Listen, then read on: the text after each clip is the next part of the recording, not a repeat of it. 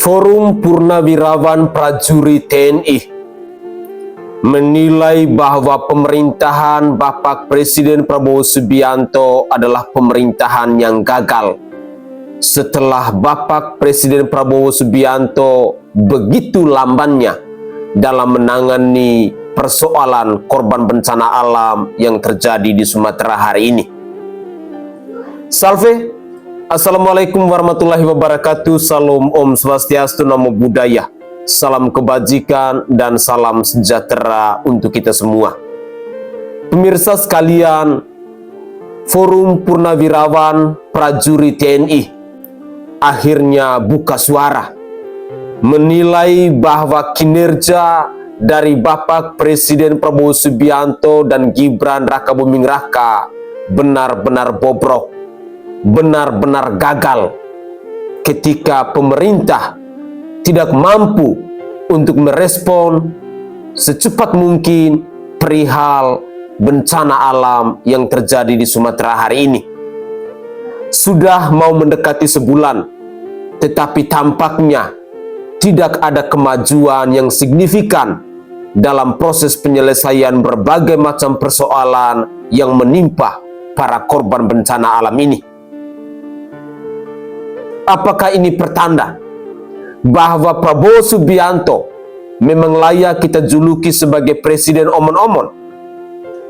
Apakah ini pertanda bahwa pembantu Bapak Presiden Prabowo Subianto, terlebih khusus para menterinya, adalah perkumpulan manusia-manusia yang bermental penjilat, yang selalu menyebar narasi pencitraan, yang membuat akhirnya kita sebagai masyarakat Indonesia tumbuh emosi rasa tidak percaya kepada pemerintah hari ini. Hari ini kita disuguhkan bahwa ada begitu banyak aparat pemerintah, para pejabat, orang-orang pilihan Prabowo Subianto yang sibuk memberikan klarifikasi kepada masyarakat Indonesia. Mereka sibuk untuk membangun narasi. Padahal yang rakyat butuhkan hari ini sebagai pemerintah, sebagai orang-orang yang dibayar dengan menggunakan pajak rakyat, yang rakyat inginkan kalian hanya kerja, kerja, dan kerja. Tidak butuh kalian berkuar-kuar, tidak butuh kalian membangun narasi, tidak butuh kalian membangun klarifikasi dan lain sebagainya di berbagai platform media sosial. Sekali lagi, ini adalah ancaman serius terhadap pemerintahan Bapak Presiden Prabowo Subianto dan Gibran Rakabuming Raka ketika para purnawirawan prajurit TNI akhirnya ikut menyuarakan, ikut menilai, dan tidak segan-segan mereka mengatakan bahwa pemerintahan Bapak Presiden Prabowo Subianto ini adalah pemerintahan yang gagal. Untuk lebih jelasnya, saya ingin mengajak pemirsa sekalian, mari kita simak terlebih dahulu cuplikan-cuplikan video berikut ini. Semoga saja tidak ada lagi komentar-komentar dari warganet yang mengatakan bahwa ini semua adalah hoax, bahwa ini semua adalah pencitraan dan lain sebagainya. Tetapi ini adalah murni situasi dan kondisi real yang sesungguhnya terjadi di lapangan, yang terjadi di tengah para korban bencana alam hari ini. Mari kita gunakan logika akal sehat kita agar kita bisa berpikir waras. Ketika kita bersuara lantang mengkritik kinerja dari pemerintah hari ini, bukan berarti kita benci dengan pemerintah hari ini, tetapi kita ingin pemerintah bisa kerja yang benar karena mereka dibayar dengan menggunakan pajak rakyat. Inilah cuplikan video selengkapnya. Kita tahu persis bangsa dan negara saat ini sedang diselewengkan dari amanat konstitusi. Kekuasaan dijalankan bukan lagi untuk sebesar-besarnya kemampuan rakyat, melainkan untuk melindungi kepentingan segelintir elit yang kebal hukum dan jauh dari nilai keadilan. Pasal 1 ayat 2 Undang-Undang Dasar 1945 menegaskan bahwa kedaulatan berada di tangan rakyat dan dilaksanakan menurut Undang-Undang Dasar. Ketika hukum diperalat, demokrasi dimanipulasi, dan kritik dibungkam, maka yang terjadi adalah perampasan kedaulatan rakyat secara sistematis. Negara tidak boleh menjadi alat kekuasaan, aparat penegak hukum tidak boleh tunduk pada tekanan politik, kekuasaan yang menutup diri dari pengawasan publik adalah kekuasaan yang menyimpang dan inkonstitusional. Kami dari FPTNI dengan beberapa civil society lainnya, tadi saya dengar ada dari Petisi 100, ada Gerakan Poros Jakarta Bandung, apalagi Om Lim? FPTNI ya. Nah, mungkin ada beberapa lagi. Kami mengajak untuk kita memadukan kekuatan kita bahu-bahu membuat barisan gerakan rakyat. Jadi mungkin kita bisa menamakan adalah gerakan rakyat berdaulat. Dan kami sarankan bahwa pada kesempatan ini Om Lim, kita udah langsung aja action. Action artinya kita membuat satu pernyataan sikap awalnya dari gerakan rakyat berdaulat atau apapun namanya, ya. Kita membuat satu pernyataan sikap yang betul-betul isinya adalah untuk kita mengajak seluruh rakyat untuk bergerak, mulai bergerak. Karena ini tadi disampaikan oleh Pak Rajasa, dan tidak bisa diomongin lagi ya Pak ya. Itu udah merupakan sifat dan agak sulit untuk berubah. Nah, kita harus siap-siap bahwa kita juga harus siap-siap untuk merubah. Jadi yang bisa merubah masalah bangsa dan negara ini adalah gerakan rakyat. Nah, ini kita pandai-pandai bagaimana kita melakukan suatu kegiatan sehingga kita bisa mengumpulkan rakyat sebanyak-banyaknya dan kita bisa menciptakan. Ini sebenarnya masalahnya adalah tidak ada common enemy, Pak. Ini belum dirasakan ada common enemy oleh rakyat ya. Jadi mereka tidak jelas nih mau kemana ini. Nah, nanti kita bisa, ini apa yang tadi sampaikan Bapak-Bapak sekalian, itu kan adalah masalah-masalah penyelewengan, pengkhianatan pada negara dan bangsa. Itulah kita ciptakan, itulah musuh kita bersama. Jadi sekali lagi gerakan rakyat ini berdiri untuk menegakkan supremasi konstitusi dan hukum tanpa tebang pilih. Kemudian kedua, mengembalikan demokrasi yang jujur, adil dan bermartabat. Kemudian yang ketiga, melawan segala bentuk penyalahgunaan kekuasaan, korupsi, dan pengkhianatan terhadap kepentingan nasional. Kita menolak tunduk pada ketakutan. Kritik bukan makar, perlawanan konstitusional bukan kejahatan. Justru diam di hadapan ketidakadilan adalah bentuk pengkhianatan terhadap Republik. Ini harus kita camkan. Dan untuk itu FPTNI sebenarnya kami sudah menyiapkan pernyataan sikap, Pak. Ya, ini kalau mungkin kami bisa bacakan sepintas, nanti ini bisa kita gabung dengan apa-apa yang bisa disampaikan oleh Bapak-Bapak sekalian. Jadi pernyataan sikap dari FPTNI bersama elemen civil society, nah ini bisa kita namakan apakah itu gerakan rakyat berdaulat atau aliansi masyarakat berdaulat atau aliansi masyarakat kebangsaan dan sebagainya. Pernyataan sikap terhadap kegagalan negara menjaga keadilan, transparansi dan keselamatan serta kedaulatan bangsa. Kami yang tergabung dalam Forum Purnawiran Prajurit TNI FPTNI bersama elemen civil society dengan penuh tanggung jawab moral dan konstitusional menyatakan sikap terhadap kegagalan negara menjaga keadilan, transparansi, keselamatan dan kedaulatan bangsa. Dari beberapa hal yang telah kita ketahui bersama, yaitu yang pertama, ini beberapa hal yang biasa kami sampaikan karena tadi banyak sekali yang disampaikan oleh bapak sekalian. Yang pertama, negara gagal menangani bencana Aceh Sumatera. Penanganan bencana di Aceh dan wilayah Sumatera mencerminkan ketidaksiapan, kelambanan, dan ketidakseriusan negara, korban jiwa, penderitaan rakyat, serta lemahnya koordinasi antar lembaga, menunjukkan absennya negara di saat rakyat paling membutuhkan kehadirannya. Ini bukan sekedar kelainan teknis, melainkan kegagalan kepemimpinan dan manajemen negara. Kemudian kedua, penanganan kasus dugaan ijazah palsu Jokowi dan Gibran yang tidak adil dan tidak transparan. Kita bisa merasakan, dan kemarin aja ketika Pak ada datang ya Pak Rizal yang gelar perkara khusus ya. Nah ternyata hanya gelar perkara khusus, gelar-gelaran ya Pak.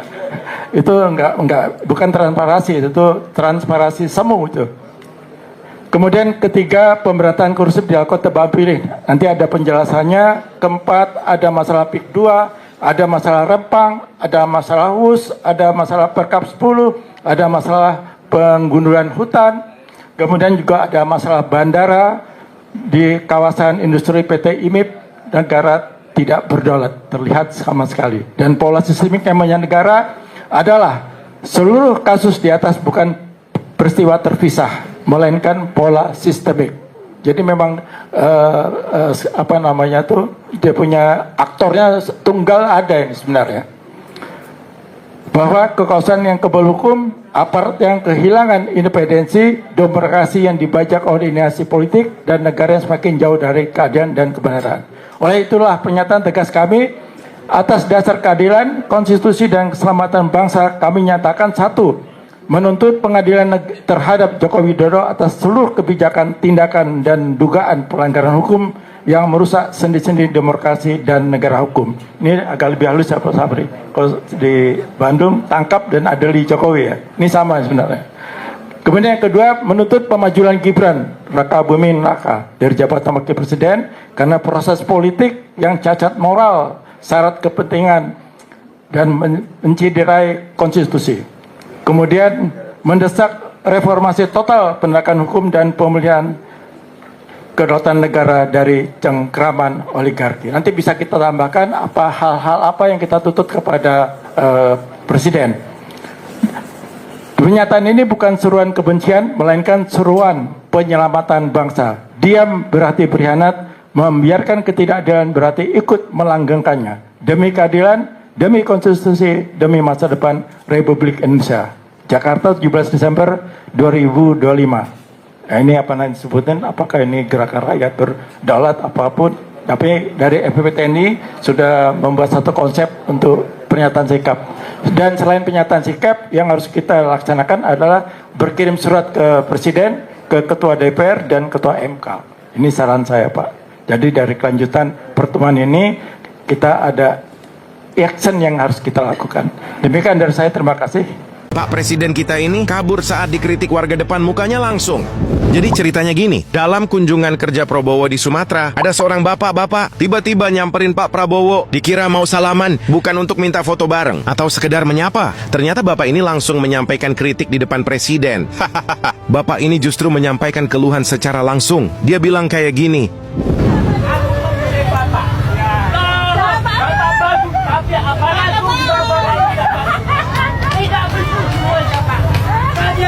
tapi anehnya, momen itu berlangsung singkat banget. Presiden terlihat melanjutkan perjalanan, seperti tidak mau mendengar kritikan. Nah, lagi-lagi dan lagi. Netizen ada yang bilang gini, kok lari ketika rakyat minta tolong? Nggak didengerin. Sopankah begitu? Ada juga yang bilang, harusnya didengar Pak, bukan kabur woi. Ada yang menyebut ini keberanian rakyat kecil. Ada juga yang bertanya, kenapa keluhan itu tidak didengar sampai tuntas? Dan pertanyaannya adalah, aparat yang di bawah siapa yang nggak bagus? Nah, gimana menurut kalian cuy? Ini kritik yang wajar atau momen yang disalahpahami? Aku suka membahas kezaliman pejabat. Follow agar kalian tahu siapa yang paling zalim.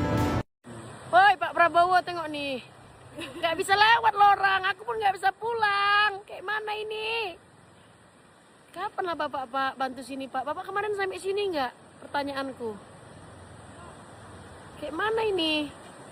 Kau lihat Pak Prabowo, ini Menteri Kehutanan selama ini kerjanya apa? Kerjanya ngerusak hutan, ngerusak alam Indonesia. Sejak zaman merdeka, Menteri Kehutanan itu kerjanya apa? Kerjanya apa? Ini yang nyolong kayu, yang jadi perampok, ini yang ngerusak alam, ini yang jelas pejabat. Orang yang punya jabatan. Kalau rakyat kecil cuma nebang kayu jati segede jari tangan aja, divonis 5 tahun penjara tuh Nenek Hasnah tuh yang dituduh nyolong kayu jati katanya. Di kebun sendiri tapi di penjara 5 tahun tuh Nenek Hasnah. Lah ini yang nyolong kayu gelondongan nggak terhitung jumlahnya berapa. ton kubik, berapa ton miliar kubik ini. Coba hutan di seluruh Indonesia itu habis sama pejabat. Orang biasa, rakyat biasa, mana mungkin melakukan ini? Ini mah pejabat ini. Mau dibawa kemana itu kayu? Diekspor ke luar negeri, guys. Diekspor ini. Kayu-kayu kayak gini diekspor nyampe ke Arab, nyampe ke negara-negara maju yang nggak punya hutan. Negara-negara yang nggak punya hutan tapi bisa dia itu rumahnya terbuat dari kayu-kayu yang sangat-sangat besar kayak begini ya. Yang diameternya itu manusia dewasa berdiri saja sama kayu masih tinggi, kayu yang udah rubuh tuh, kayu udah rubuh itu. Ini pejabat ini yang kelakuannya gini, bukannya ngangkut bantuan bencana alam malah ngangkutin kayu kayak gini nih. Menteri Kehutanan kemana aja ini selama merdeka sampai sekarang ini? Kerjanya apa? Kerjanya cuma gundulin hutan itu, gundulin hutan nih para pejabat-pejabat ini. Kelakuan pejabat, bukan kelakuan rakyat ya, kelakuan pejabat ini yang gundul-gundulin hutan kayak gini. Banjir bandang di mana-mana itu akibat ulah pejabat yang merusak hutan, dijadiin pertambangan, hutan digundulin, kayu-kayu warisan leluhur itu, kayu sejak dunia ini diciptakan itu kayu itu udah numbuh di situ, harusnya mah dijaga. Ini malah digundulin, ditebang, dijualin, jadiin duit. Aduh, rakus-rakus, rayap semua para pejabat itu, rayap kayu. Pemirsa sekalian, dari cuplikan video, mulai dari video yang pertama sampai video yang terakhir ini, pertama, kita abaikan dulu tentang urusan ijazahnya Jokowi. Seperti yang disampaikan oleh FPP TNI dalam cuplikan video yang pertama tadi. Karena di sini kita hanya fokus tentang kinerja dari pemerintahan Bapak Presiden Prabowo Subianto dan Gibran Rakabuming Raka. Pertama, sebagai rakyat saya menilai bahwa Bapak Presiden Prabowo Subianto itu adalah pemimpin yang sebenarnya punya rasa empati dan rasa kemanusiaan, tetapi sayang dirinya dikibulin oleh para pejabatnya, oleh para pembantunya, oleh orang-orang yang dipilih secara langsung oleh Bapak Presiden Prabowo Subianto. Pada poin yang kedua, ini adalah statement blunder yang lahir dari seorang Presiden Republik Indonesia. Di saat kita negara kesatuan Republik Indonesia ini sedang berduka dengan 3 provinsi yakni Aceh, Sumatera Utara, dan Sumatera Barat yang menjadi korban bencana alam yang sangat luar biasa, tetapi seorang Presiden Prabowo Subianto masih punya perencanaan untuk menggunduli hutan yang ada di Papua. Dan sampai saat ini saya pikir yang ada di dalam isi otaknya seorang Prabowo Subianto hanya kelapa sawit. Sehingga ketika ada julukan bahwa Prabowo Subianto adalah duta kelapa sawit, mungkin ada benarnya.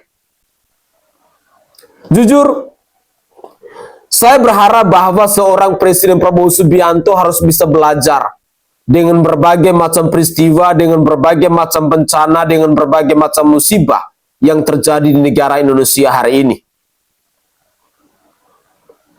Bencana alam yang terjadi di Sumatera sesungguhnya adalah sebuah pembelajaran yang sangat berarti, khususnya kepada para pejabat yang serakah, para pejabat yang rakus, para pejabat yang tidak pernah memikirkan resiko yang terjadi apabila penggundulan hutan itu dilakukan secara besar-besaran.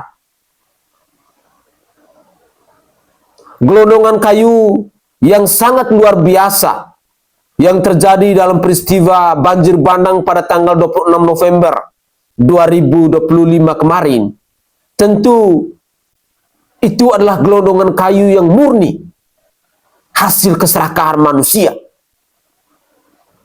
Kalau seorang Prabowo Subianto punya hati nurani, punya rasa empati, punya rasa kemanusiaan, seharusnya Prabowo Subianto bisa belajar dari peristiwa bencana alam yang terjadi di Sumatera itu. Prabowo Subianto seharusnya menjadi garda terdepan agar kedepannya jangan pernah yang namanya penggundulan hutan lagi. Tetapi agak sulit Kita percaya dengan omongan dari seorang Prabowo Subianto yang adalah Presiden Republik Indonesia. Karena seringkali kita sebagai rakyat disodorkan dengan pernyataan yang inkonsistensi, pernyataan yang pelin-pelan, pernyataan atau omongan yang tidak bisa dipegang. Masih teringat baik di benak saya ketika pada tanggal 12 Desember Prabowo Subianto mengatakan bahwa tidak boleh ada lagi yang namanya penebangan hutan dan lain sebagainya. Tetapi di tanggal 15 atau tanggal 16 Desember, kembali lagi Prabowo Subianto merencanakan pembabatan hutan besar-besaran di daerah Papua guna untuk menanam kelapa sawit. Sehingga dengan tegas saya katakan bahwa saudara dan saudari saya yang ada di bumi Cendrawasih, yang ada di tanah Papua.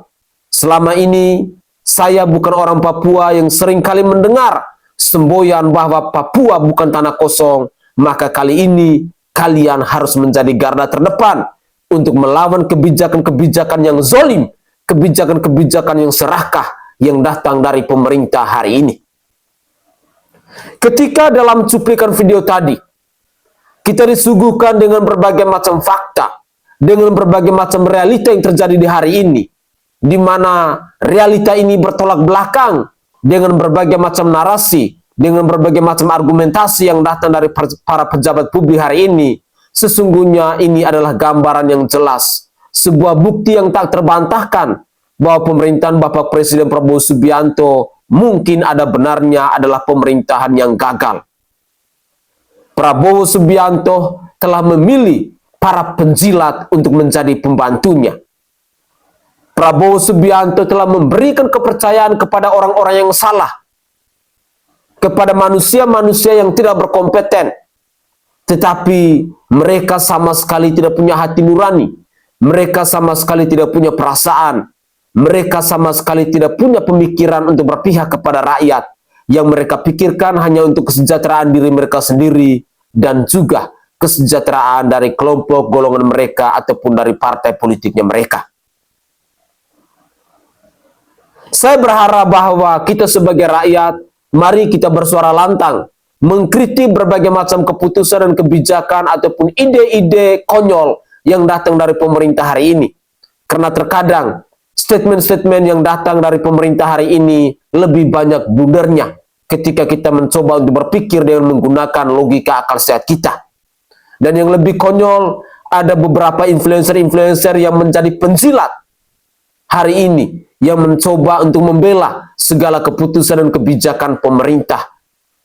Tetapi apapun itu, kita sebagai rakyat jelata, saya sangat yakin dan percaya bahwa dengan slogan kita, kedaulatan tertinggi ada di tangan rakyat, maka sebagai rakyat kita jangan pernah takut untuk melawan berbagai macam keputusan dan kebijakan yang bobrok yang lahir dari pemerintah itu.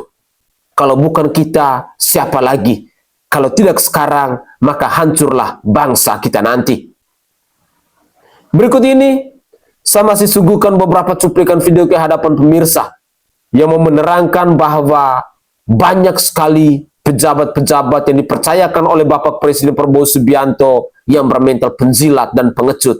Yang salah satunya adalah Menteri SDM, Bapak Bahlil Lahadalia, yang setiap cuplikan pidatonya, yang setiap argumentasinya, yang setiap narasinya selalu dicaci maki dan dikecam oleh warga, selalu dicaci maki dan dihujat oleh rakyat Indonesia, di mana ini sesungguhnya pembuktian bahwa seorang Bahlil Lahadalia adalah sosok manusia yang tidak pantas sebagai pejabat negara dan tidak pantas untuk dibayar dengan menggunakan pajak rakyat. Tetapi seorang Prabowo Subianto tetap gagah, tetap pede, memberikan kepercayaan kepada manusia yang hampir setiap kali selalu dicaci maki dan dihujat oleh rakyatnya sendiri. Mari kita simak bersama-sama cuplikan video berikut ini. Gini coba, kayak mana besarnya ini? Bisa bayangkan nih. Pegang dulu, bentar. Takut dulu. Kayak gini besarnya coba, yang jatuh. Sulit rasanya kita percaya kayu sebesar ini jatuh di bawah arus ataupun tumbang di bawah angin. Ini sulit kita percaya ini. Coba begini besarnya.